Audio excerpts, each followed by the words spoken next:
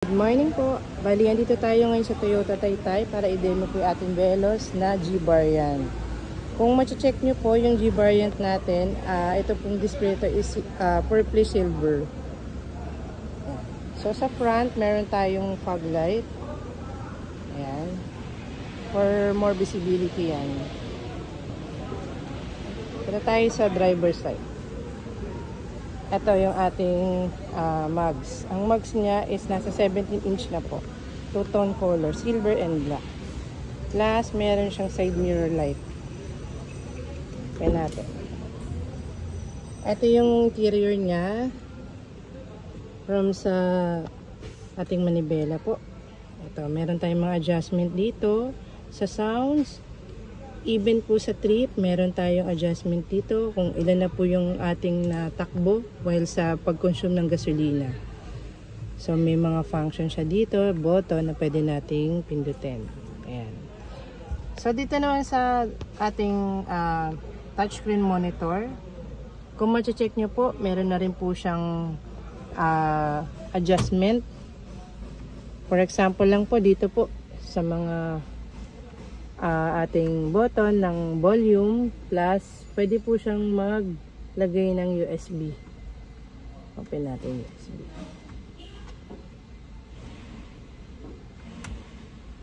Ayan, USB type. So dito naman naka-push start na po tayo, plus blue light emblem. Ito na po yung pinakabagong Veloz natin ngayon. So kung ma-check nyo, yung mga before na sasakyan, wala pang button for hold. So, meron pa siyang handbrakes. Ito kasi naka-button na siya. For the parking, ito na rin siya. So, plus, since push start tayo, ang tawag natin dito, keyless na po yung ating entry for the remote. Dito ang pinakamaganda kay Veloz, meron tayong dito na charging port. So, pag nilagay natin yung cellphone, mag-charge na siyang kusa. For iPhone po ito. And then, ang good thing din kay Veloz, naka-leather na siya. Ayan.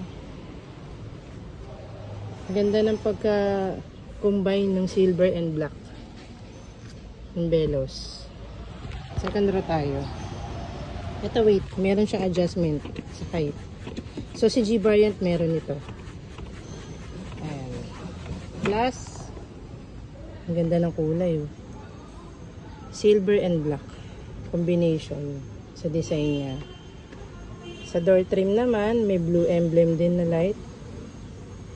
Plus, adjustment din sa side mirror. Second row. Second row po natin, ito po, ayan. Dito po sa second row, kung dalawa lang po yung upo, pwede natin siyang gawing armrest.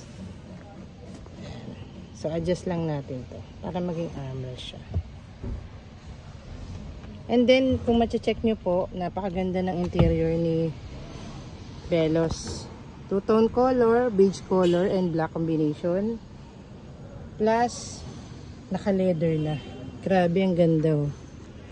2025 na yung ating Veloz na to, na model. So, ito may lagayan pa ditong pocket, oh. Yung before kasi, wala pa siyang gantong design. So, ito, ano na siya, organized. Ganda.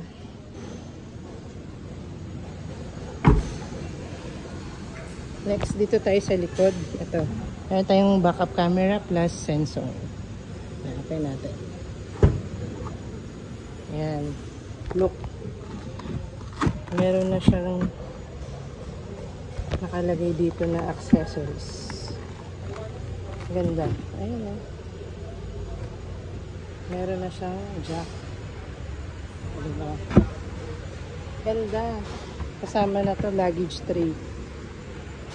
Ayan. Yung loob niya. Sobrang ganda ng Veloz.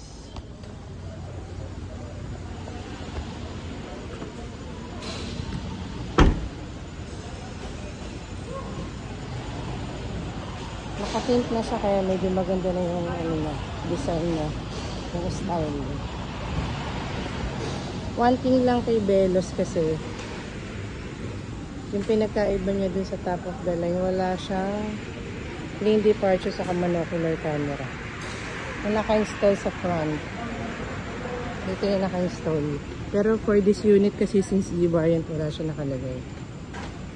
Pero iisa lang ang itsura nila. Ayan. So, if you like to apply po, pwede po kayong mag-message sa akin through my Facebook account, Diana Dibal Toyota Taytay Rizal. And then for my contact number, 0905-523-7563. Kung taga Rizal lang kayo, apply na po kayo dito sa amin. Thank you.